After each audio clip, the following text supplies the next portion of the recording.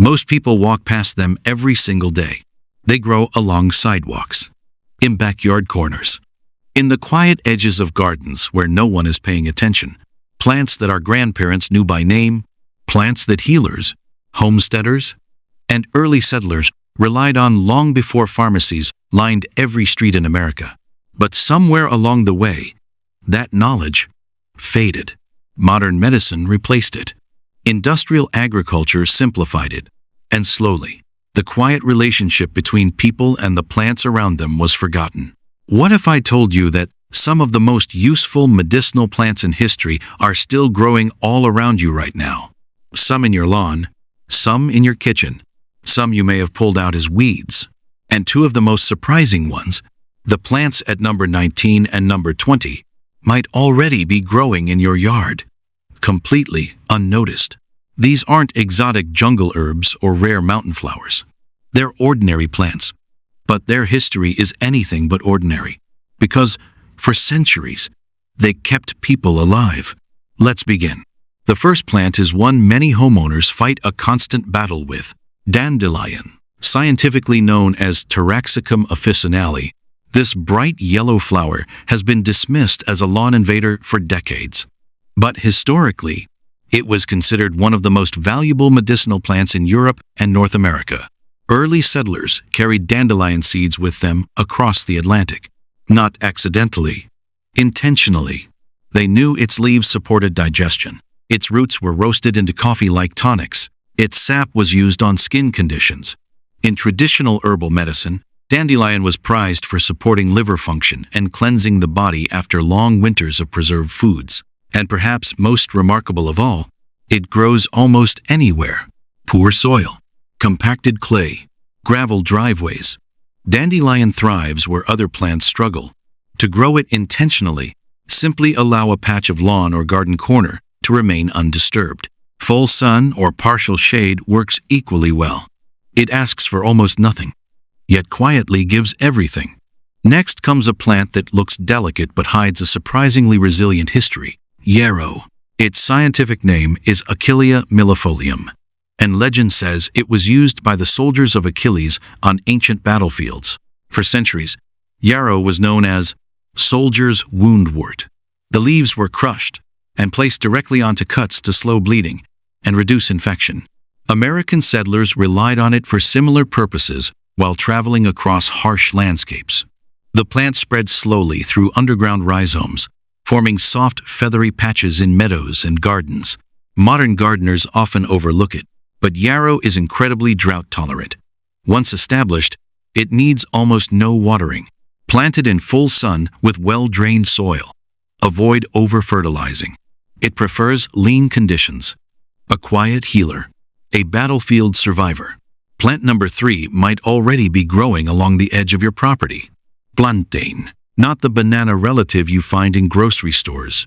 This is Times Plantago major times, and Times Plantago lanceolata times broadleaf plants commonly dismissed as weeds. But Native American tribes used plantain leaves for generations to soothe insect bites, burns, and wounds. Settlers later adopted the plant so widely that some tribes nicknamed it white man's footprint, because it appeared wherever European settlers traveled. Plantain leaves contain compounds known for calming irritated skin and supporting natural healing. It thrives in compacted soil, along walkways, driveways, and footpaths. In other words, exactly where most people try to remove it. Allowing a few plants to remain can create a living first aid kit right in your yard. And that idea, useful plants hiding in plain sight, becomes even more interesting as we move deeper into this list, especially when we reach numbers 19 and 20. But first, let's talk about garlic. Allium sativum has been cultivated for over 5,000 years. Ancient Egyptian laborers consumed it for strength. Greek athletes ate it before competitions. Medieval physicians used it to fight infection long before antibiotics existed. Garlic contains sulfur compounds that have been studied extensively for their antimicrobial properties.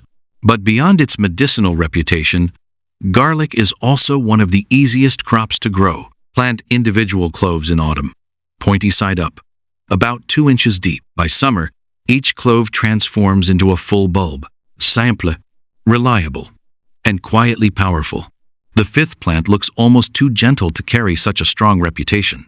Chamomile, specifically times Matricaria chamomilla times, and times Chamomillum noble asterisk.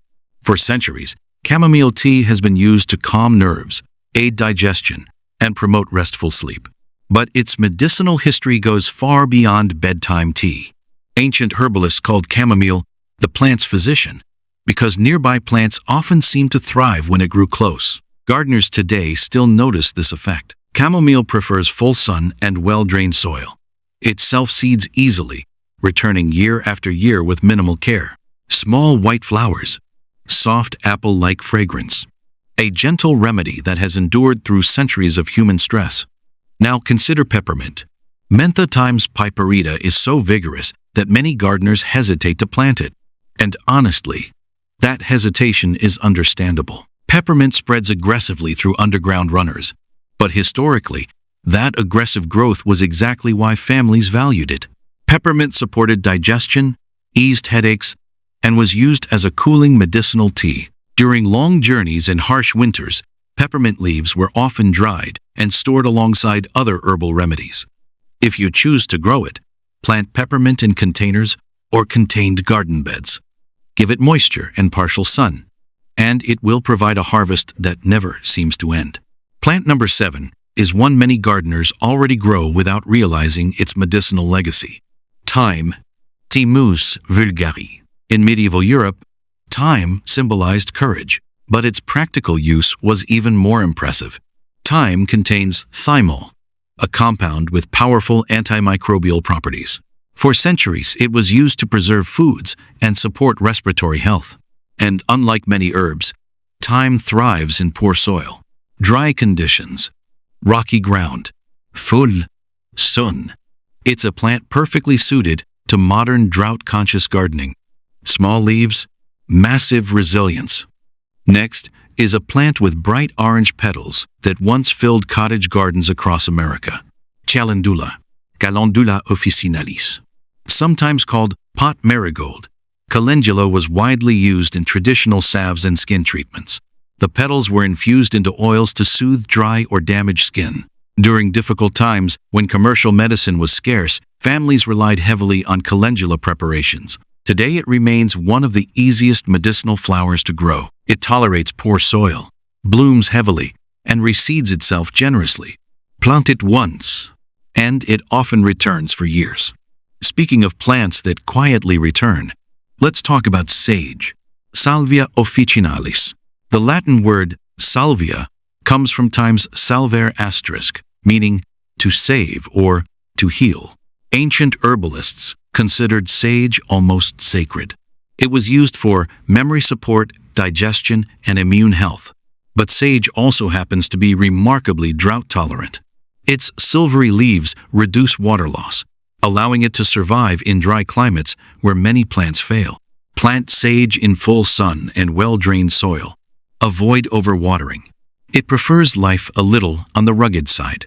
And then there's elderberry, Sambucus nigra. Few plants have such a legendary reputation in traditional medicine. For centuries, elderberry syrups were used during cold and flu season.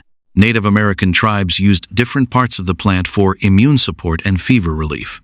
The shrubs grow quickly and produce clusters of dark berries that birds love, and gardeners appreciate their resilience. Elderberries tolerate a wide range of soil types and climates. Give them sun, moderate moisture, and space to grow, and they will reward you with both beauty and usefulness. But we're only halfway through, and the final plants on this list reveal something even more fascinating, because the two most surprising medicinal plants might already be sitting in your kitchen. Plants people never associate with medicine at all. Before we get there, let's continue. Aloe vera, Aloe barbadensis mela. For thousands of years, this succulent has been used to soothe burns and irritated skin. Egyptians called it the plant of immortality, and yet today it's often treated as nothing more than a decorative houseplant. Aloe thrives indoors with bright light and minimal watering. Break open a leaf and the cooling gel inside is instantly recognizable. Ancient remedy, modern windowsill. Next comes rosemary, Rosmarinus officinalis. This woody Mediterranean herb was associated with memory and mental clarity for centuries. Students in ancient Greece reportedly wore rosemary garlands while studying. Beyond symbolism, rosemary contains aromatic oils studied for cognitive support. It thrives in dry soil and full sun, and once established, it can live for decades, quietly growing stronger each year. Now we arrive at ginger. Zingiber officinale, a plant whose medicinal use spans continents and cultures. For centuries, ginger has been used to soothe nausea, support digestion, and warm the body during illness. While it prefers warm climates, ginger can be grown indoors in containers. Plant a fresh rhizome just beneath the soil surface. Keep it warm and slightly moist. Within months, green shoots appear.